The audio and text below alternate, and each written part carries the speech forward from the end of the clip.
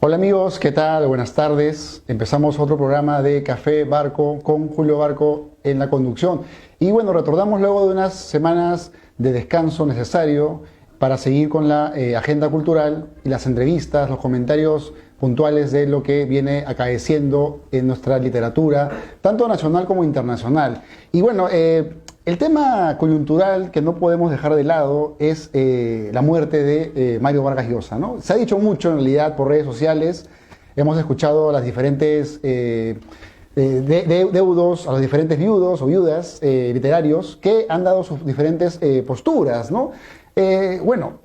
Quisiera comentar puntualmente un libro, un texto de Vargas Llosa que nos hace ver un poco cómo fue su migración del joven universitario al escritor universal que terminó siendo, ¿no? Me refiero a su tesis universitaria, que curiosamente se la dedicó a un poeta de Nicaragua, que es Rubén Darío, ¿no? Bases para una interpretación de Rubén Darío es una tesis que nos deja ver un poco el detrás de cámaras, un poco el detrás, digamos, de la imagen, de cómo se construía aquel joven que terminaría ganando el Nobel de Literatura, ¿no? Entre los diferentes fragmentos de este estudio, lo interesante es cómo Mario también se refleja en la vocación de Rubén Darío, ¿no? Los que recordamos a Rubén Darío, el poeta del modernismo, autor de obras como Azul, Prosas profanas, ¿no? El cantor errante, un autor que fue pues, muy determinante para la literatura latinoamericana de inicios del siglo XIX, ¿no? Entonces, o de fines del siglo XIX, inicios del siglo XX, ¿no? De hecho, fue leído por Vallejo y todo su cenáculo, ¿verdad? Mario dice sobre este autor, en la parte donde dice del origen de una vocación, en el capítulo 3, habla sobre cómo Rubén Darío se convierte en un escritor, cómo él se convierte de pronto en un autor muy metido dentro de la creación literaria, ¿no? Dice, voy a citar un fragmento donde Mario dice, pero ¿cómo había nacido esa vocación literaria? ¿En qué sentido? ¿De acuerdo a qué pautas había venido orientándose hasta ahora? Detrás de cada escritor, de cada poeta, hay una cadena de hechos, un proceso psicológico que precipita y determina su vocación. En Darío es posible señalar las circunstancias que parecen haberlo llevado a la literatura. La actividad literaria fue para él, desde muy niño, como un refugio, como una compensación. Su situación particular, muy diferente a la de los otros niños de Matapa y de León, despertó en él inquietudes y actividades diferentes, una preocupación vital distinta, ¿no? Y de alguna forma, extrapolando esta reflexión que hace un Mario veinteañero, un Mario universitario, sanmarquino, de alguna forma se siente pues un reflejo, ¿no? También el autor de La Casa Verde fue un niño voraz con la lectura, que encontró pues en las palabras, en los libros, un refugio, ¿no? Y más adelante nos habla sobre ese retraimiento, esa soledad que preludia a la vocación literaria, ¿no? Que es tan importante a veces y que se desarrolla como una hierba que crece de pronto en lugares inesperados. Mario dice, el retraimiento, la soledad hacen de él un chiquillo débil, enfermizo. Se acrecienta la diferencia con los demás. Darío hablará más tarde de mi contextura endeble y de mis escasas condiciones de agresividad, que le valían ser víctima de fuertes o pencos rivales míos que tenían brazos robustos y estaban exentos de iniciación apolínea. Su inferioridad física está comprobada, además, por las declaraciones que ha recogido Edelberto Torres, el licenciado Felipe Ibarra, quien le enseña las primeras letras. Su alumno de entonces era, dice, un muchacho de endeble, cabezón, de crenchas rubias, tez blanca, rostro aquilino, frente espaciosa y ojos grandes y centellantes. Bueno, es una descripción interesante, sobre todo como contrapunto, ¿no? De alguna forma, si analizamos la literatura de Rubén Darío, el gran aporte de Darío a la literatura escrita en castellano es haber recuperado el francés, ¿verdad? Con él los poetas regresamos o regresan en su momento a Rimbaud, a Verlaine, regresan a todos los poetas, digamos, de esa generación simbolista, ¿no? Y de alguna forma Vargas Llosa también recupera, no olvidemos que él gana incluso en la Academia Francesa, gana un premio, y también recupera la literatura francesa, ¿no? Él fue un lector de Sartre en una primera etapa, cuando llega a Europa, luego un lector de Victor Hugo, y devoto fiel a la obra de Gustave Flaubert, ¿no? De hecho, le dedica un ensayo llamado La orgía perpetua.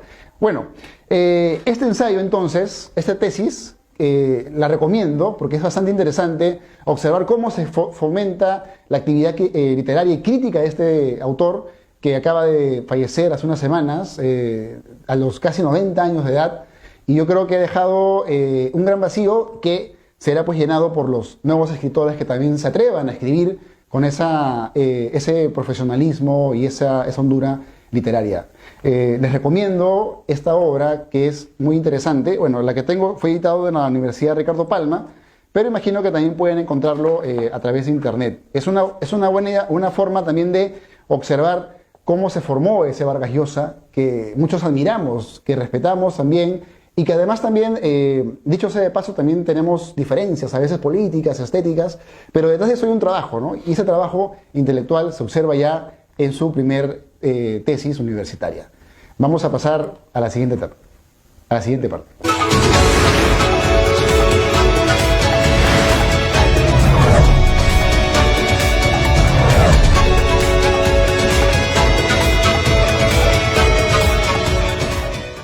¿Sabías que Nacional TV Perú está disponible en más de 100 empresas de cable teleoperadores a nivel nacional? Nuestra señal llega a todas las regiones del país, llevando información y entretenimiento a todos los peruanos. Así es, Carly. Estamos en costa, sierra y selva. Nacional TV Perú siempre está contigo conectando al país con contenido de calidad.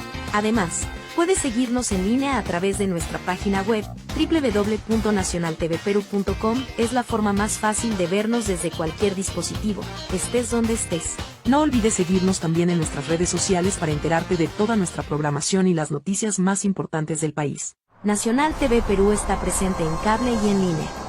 Somos el canal que une a los peruanos.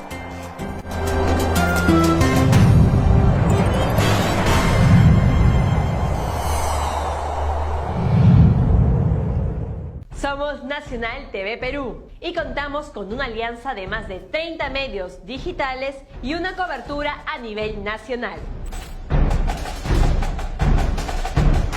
La nueva televisión del siglo XXI. En vanguardia en la era digital. El mejor contenido. Independencia. Análisis crítico. Las mejores entrevistas. Análisis político. Veracidad y objetividad. Polémica. Investigación. Lo mejor del fútbol peruano. Líderes de opinión. Con la mejor cobertura a nivel nacional. Escríbenos a WhatsApp 980-693-003. Somos Nacional TV Perú. Síguenos en www.nacionaltvperú.com. ¿Sabías? ¿Qué tal, amigos? Ahora vamos a pasar a una conversa. Vamos a conocer a un autor que además de poeta es un gestor cultural. Él es el director general, ya nos contará más detalles, del Festival de Poesía de Lima. Y bueno, me refiero a Diego Lasarte, que además está promocionando, hablando como una antesala de su última novela, de su nueva novela, que es, ya nos dirá el título del libro, ahí está, La última salida de Palomino, que sale con narrar. Diego, quiero que nos cuentes para empezar sobre tu actividad como gestor cultural. Yo creo que es interesante que se sepa más cómo asumes esta actividad en una sociedad donde de pronto no hay tanta posibilidad a veces de desarrollarse en ese aspecto. Mira, fue muy empírico mis inicios. Empecé yendo a la biblioteca del Centro Cultural de España. En esa biblioteca conocí a Yolanda Prada. Ella era pues la encargada de la biblioteca. Ella fue la que me encargó la primera misión, digamos, ¿no? Porque me vio curiosear esos espacios. Y ella me encargó el proyecto de Nelly Fonseca Recabarren, que fue mi primer documental, ¿no? Ahí aprendí a hacer documentales en la cancha, ¿no? Me recuerdo que me dieron un cofre con un rostro mortuorio, un molde mortuorio de la poeta Nelly Fonseca, un álbum fotográfico y de recortes, ¿no? De periódicos de esos años, y libros, las primeras ediciones de Nelly Fonseca, ¿no?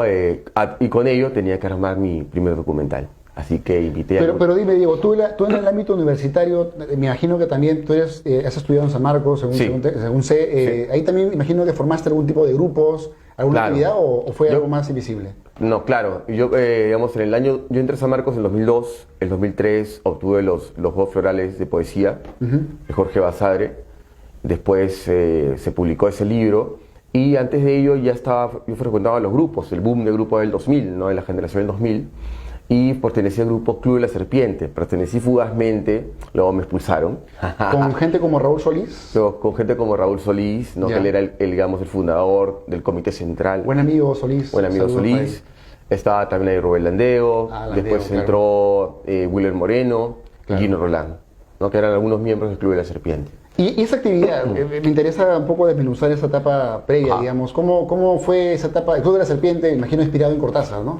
Sí, ellos tenían ese nombre, ¿no? Ellos se habían formado antes que yo entre. Ellos son un grupo, casi todos estudiantes de bibliotecología, excepto Gino, que era de literatura. Y bueno, ellos hicieron recitales homenaje a Luis Hernández. Yo entré en una segunda etapa, ¿no? Lo más bacán de esa época fue que Raúl era un gran promotor de la literatura fantástica, ¿no? Isaac Asimov, ¿no? Fue una de las grandes revelaciones para mí, ¿no? El tema de la enciclopedia galáctica, ¿no? El tema de la poesía de Rilke, eran cosas de las que se hablaban. Tenemos unas reuniones los sábados, me acuerdo, en la cafetería de letras que curiosamente se llamaba Los de Arriba, pero quedaba en un sótano.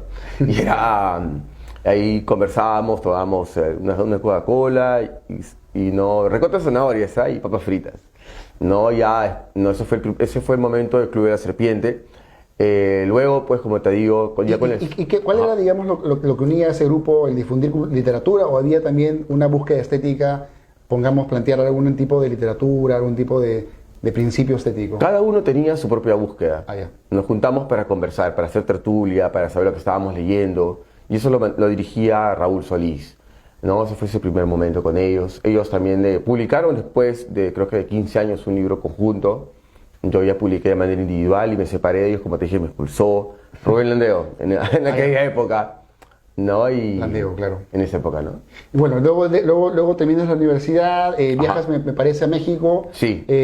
Hay una antología que sacas, me parece. Los Nuevos Perros Románticos. Los Nuevos Perros Románticos. Ajá. Cuéntanos de toda esa gesta. Y yo creo que es muy interesante cuando el poeta sale de su patria, digamos, y conoce que hay más fronteras y toda esa actividad. Quisiera que nos cuentes cómo enriqueció tu literatura. Sí.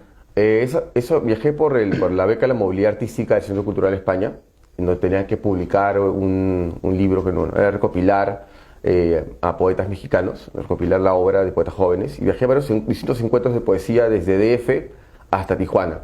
Entonces viajé por Puebla, Cholula, Aguascalientes, San Luis de Potosí. ¿Con qué poetas te encontraste? ¿Algunos nombres que Bueno, me encontré por ahí me llegué a comunicarme con Álvaro Mutis. Ah, mira, claro. Ajá. Y él estaba ya muy mal de salud, murió. Siendo colombiano, Álvaro. Siendo colombiano. Claro.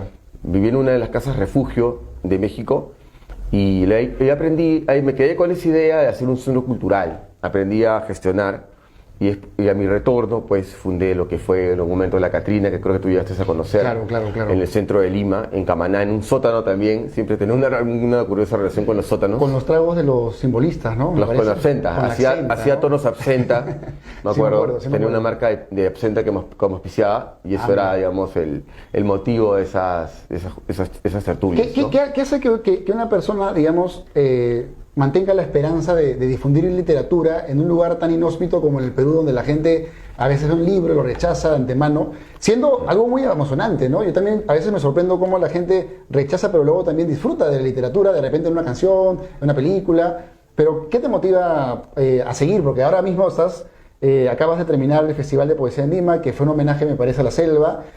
Hiciste lecturas en la parte de la comunidad Chipimo, me parece. Y en la selva también, en el zoológico. Entonces, Parque de las Leyendas, ¿no? Entonces, quiero que nos cuentes cómo así te motivas en un mundo, en un país donde todo es desmotivante a veces también, ¿no? Lo bueno que en la poesía peruana nosotros no tenemos nada que perder.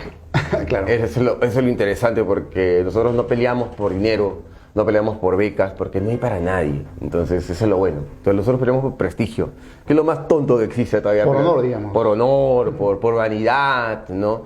Esos poetas que se pelean, pues, por estar en todas las lecturas de poesía de Lima, o te llaman de madrugada para ser invitados a último minuto. Eso me parece bien lo caso, porque me dicen, ¿por qué no estoy? O me escribió un grupo un poeta amazónico diciéndome que yo le estaba invisibilizando, porque ¿no? él era fundador del grupo de tertulias Lequerica, y que yo invisibilizo a los poetas amazónicos. ¿Cómo es posible? Que yo conozco su labor.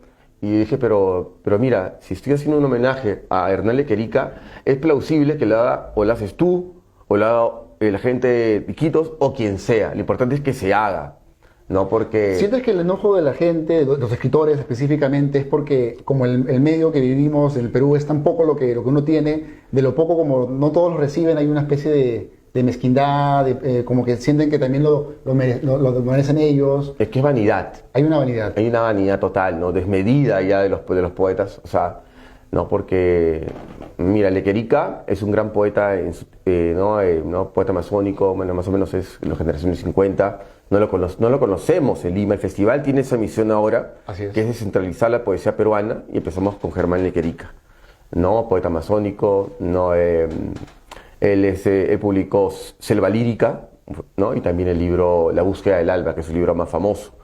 Pero la Selva Lírica no ha sido publicado y reeditado desde el año 1952. 52. Y Selva Lírica y La búsqueda del alba se ha reeditado recién en el año 2020, mira. Entonces, esa dejadez, ese olvido, es algo que molesta mucho a la familia, al mismo poeta, porque el poeta murió sin ser reconocido en vida. Tuvo un reconocimiento de la Biblioteca Nacional, una placa, pero más que una placa es importante, creo que yo, la reedición de la obra, la difusión de su trabajo. Eso creo que es más importante que una placa, que el nombre de una calle, que tener un colegio, que le pongan tu nombre, colegio Julio Barco, ¿no? Imagínate. Entonces, Claro, no tiene nada importante si no al final te leen. como que queda en el nombre, nada Queda más, en el ¿no? nombre, Y ¿no? lo que de alguna forma buscas, siento que buscas es que la gente Lea, ¿no? Y eso es conozca. importantísimo, Ajá. ¿no? Ahora, de tu faceta de difusor, de gestor cultural y de poeta, además comentado por José Coser, ¿no? Por ahí leí un comentario que te hizo Coser, tu libro Mares, me parece, ¿no? Un libro Mares. Has pasado ahora a la novela. Estamos viendo en pantalla Última salida de Palomino. Es un libro, como les contaba al inicio, que aún no se publica. Estamos en la parte de preventa y quiero que nos cuentes sobre esta novela que tú llamas picaresca, ¿no? ¿De qué tratas ahora?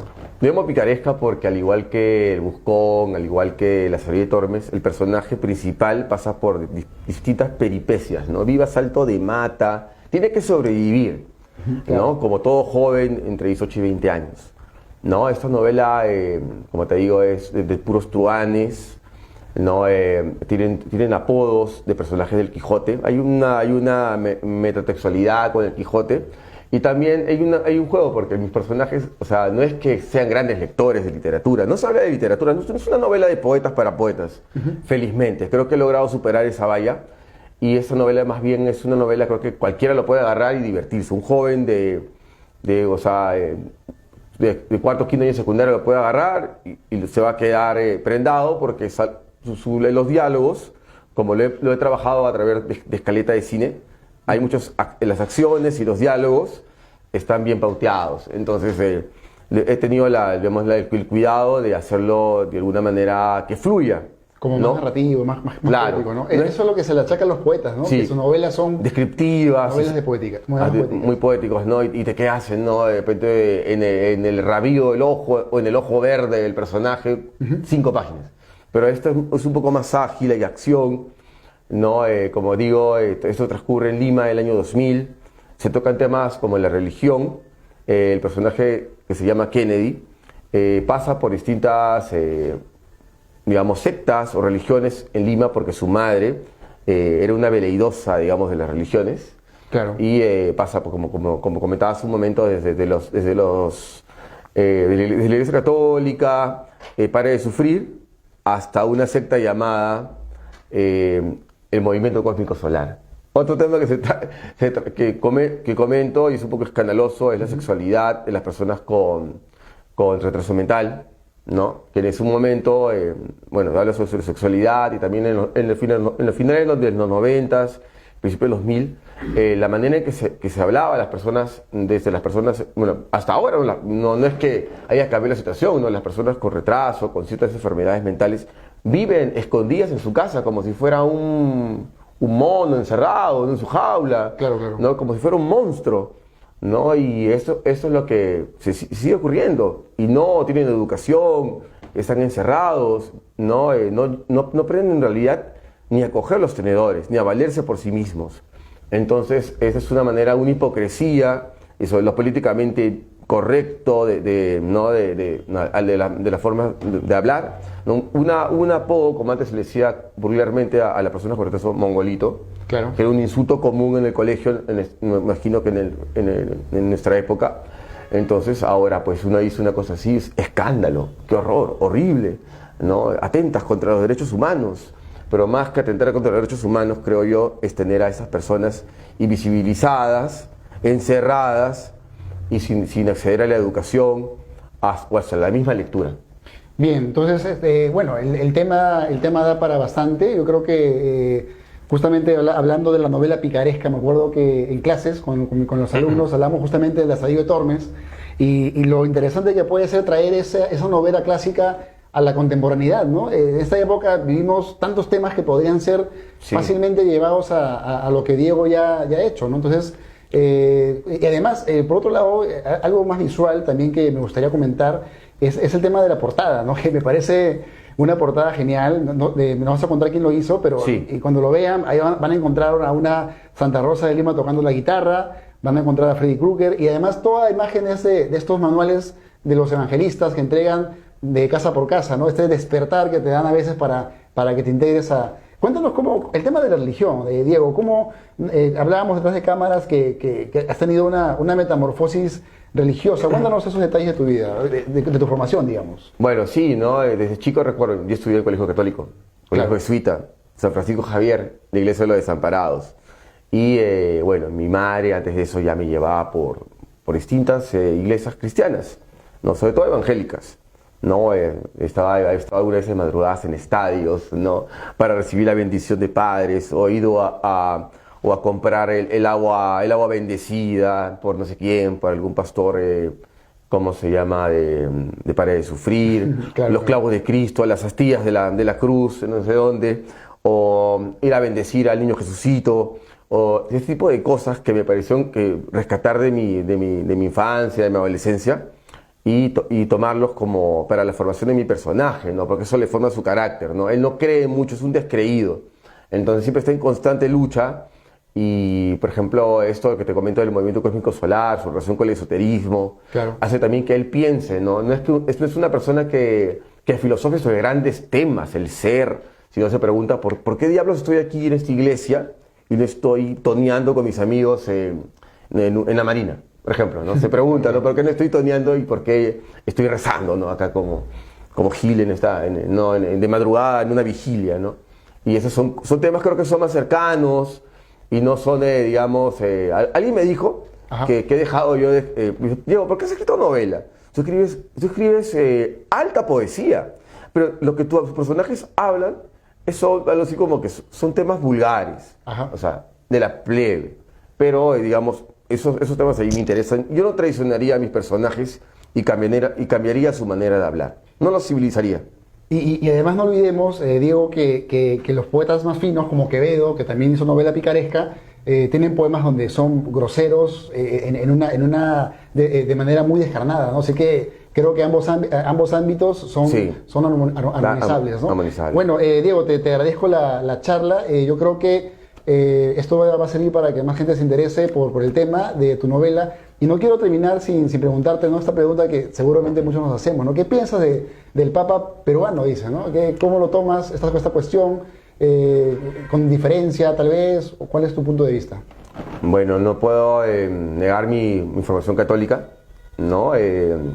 No voy a decir que no me interesa porque me parece importante que sea un personaje relacionado, bueno, que sea nacionalizado peruano. De alguna manera va a dar visibilidad también a nuestro país y a ciertas costumbres nuestras, ¿no? Entonces, de alguna manera es una ventana para ese tipo de cosas, ¿no? Y en el tema de la religiosidad, igual los peruanos somos bien católicos, aunque bien hipócritas. Y algo más que me queda flotando, Diego, para ir también terminando, el tema de la poesía y la religión. ¿Hay unidad entre la poesía y la religión? Claro que sí. Por ahí tengo un poema que se llama La iglesia pagana y la poesía peruana, ¿no? Donde comento pues, que los poetas pues, bailan el ritmo de la música, los salves, ¿no? Y hay una especie de religión. Los dogmas en realidad son los que nos hacen, digamos, ciegos, digamos, también como una religión, ¿no? Hay muchos dogmas en la poesía peruana que sabemos que existen, movimientos, ¿no? Que curiosamente llevan en manada a escribir ciertos tipos de poesía. Como que también los poetas se han metido a iglesias, digamos, de alguna forma, ¿no? Claro, a templos de hay pequeñas sectas en la poesía peruana. Bueno, Diego, te agradezco la charla. Ya saben, amigos, estamos en la parte de preventa. ¿Dónde pueden comprar la preventa? Lo pueden buscar en el Instagram de Narrar o Paracaídas Editores, o en mi Instagram también, Diego La Suerte. También en Facebook, en el Festival de Poesía de Lima, y en el TikTok también del Festival de Poesía de Lima. Ya saben, amigos, por ahí pueden encontrar esta novela que seguramente les va a causar una gran impresión. Nos vemos entonces con la siguiente parte. ¿Sabías que Nacional TV Perú está disponible en más de 100 empresas de cable teleoperadores a nivel nacional? Nuestra señal llega a todas las regiones del país, llevando información y entretenimiento a todos los peruanos. Así es, Carly. Estamos en costa, sierra y selva. Nacional TV Perú siempre está contigo conectando al país con contenido de calidad. Además, puedes seguirnos en línea a través de nuestra página web www.nacionaltvperu.com. Es la forma más fácil de vernos desde cualquier dispositivo, estés donde estés. No olvides seguirnos también en nuestras redes sociales para enterarte de toda nuestra programación y las noticias más importantes del país. Nacional TV Perú está presente en cable y en línea. Somos el canal que une a los peruanos.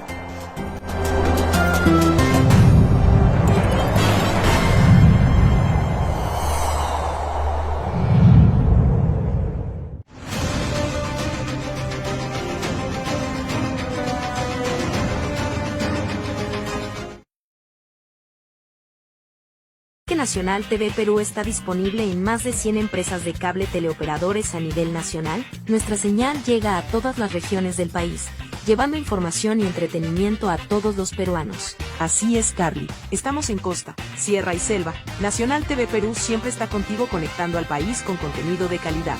Además, puedes seguirnos en línea a través de nuestra página web www.nacionaltvperu.com. Es la forma más fácil de vernos desde cualquier dispositivo, estés donde estés. No olvides seguirnos también en nuestras redes sociales para enterarte de toda nuestra programación y las noticias más importantes del país. Nacional TV Perú está presente en cable y en línea. Somos el canal que une a los peruanos.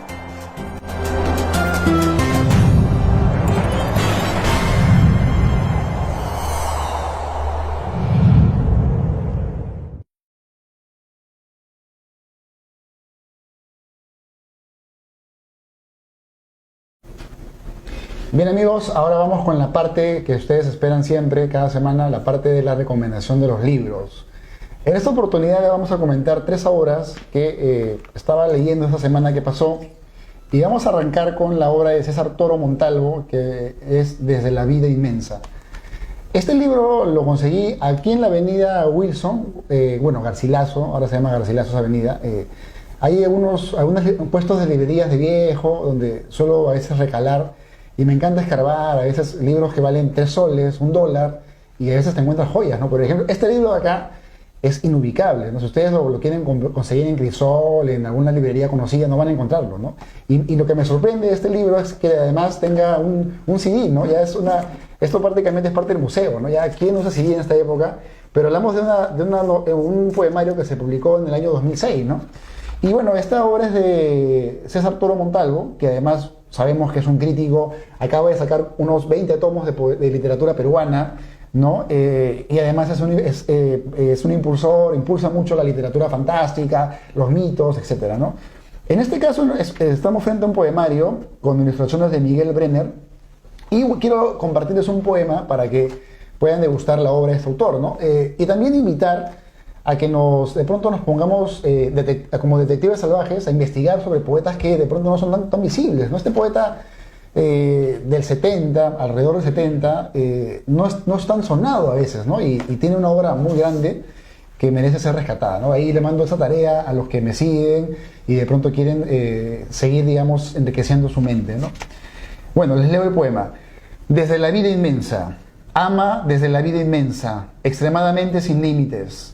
No dejes que la vida, afán de nuestro ser, se disuelva en la tierra dulce, fuera del ritmo del odio, sin saberlo, en la soledad, en un acto tan puro de energías, de imágenes vividas. La vida es un regalo que nunca espera. Como ese ángel abre la yema de la mano, tómate el tiempo en la medida de la intensidad. Alégrate que la bóveda, oro tan nuestro, se abra como un cerebro grandioso que celebra. Es hermoso leer la bondad de la inmensidad. Desde la vida inmensa, desde el mundo, en su ciencia exacta, entrégate a la vida. La vida es inmensa todavía. Bueno, este poema fue escrito en Madrid el 12 de diciembre del 2002. Bueno, es un poema muy optimista, muy de vivir esta vida con toda su plenitud. Ya saben, el libro La vida inmensa, que si lo encuentran, cómprenlo porque es muy complicado de encontrar. Ya lo reseñaré en el diario en una oportunidad. Ahora vamos a comentar, ahora estamos en vísperas y en unas horas nos vamos a ir a la Casa Astarté, que queda en la avenida Uruguay, y pueden buscar la dirección en Facebook.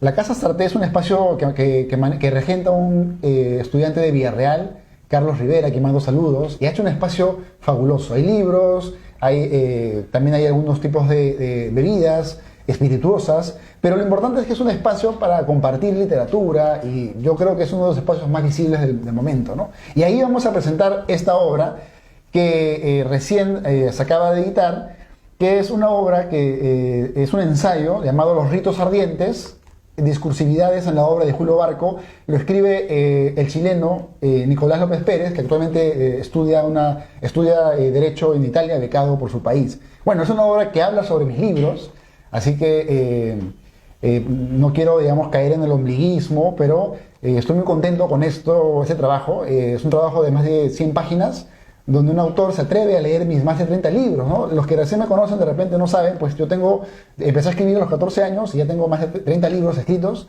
y no con el afán de decir que tengo libros, sino porque me apasiona escribir, y es parte también de una búsqueda, ¿no? Y esa es una respuesta de alguna forma, ¿no?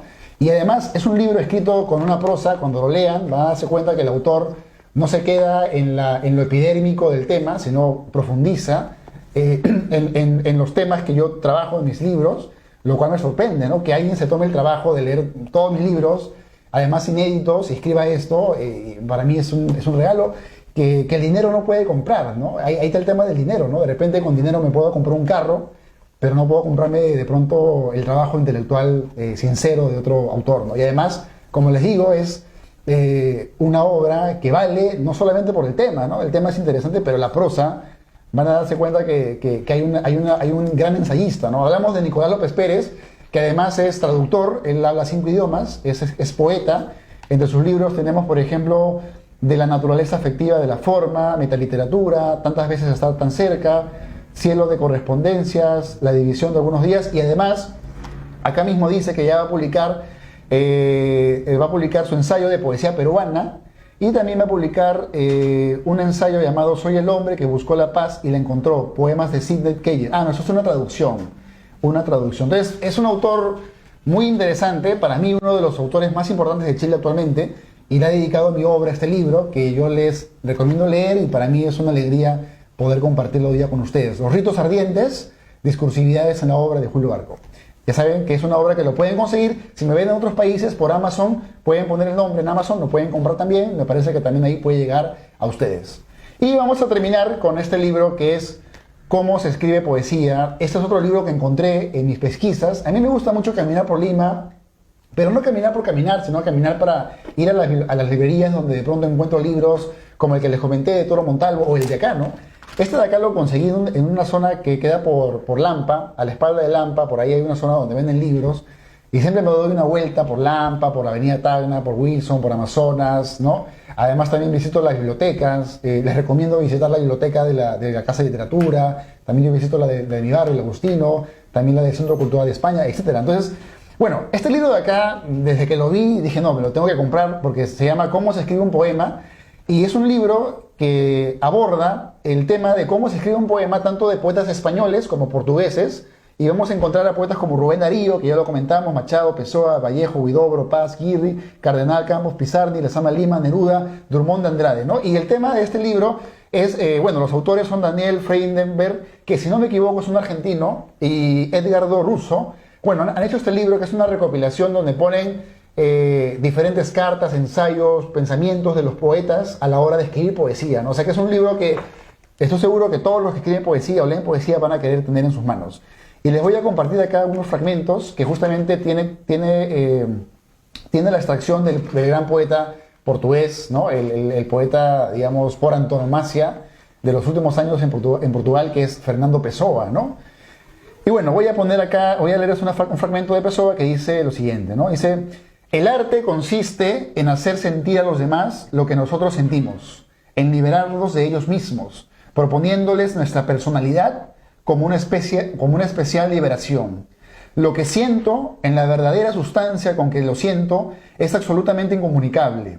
Y cuando más profundamente lo siento, tanto más incomunicable es. Bueno, aquí creo que esta incomunicabilidad tiene que ver incluso con el fenómeno de lo místico, ¿no?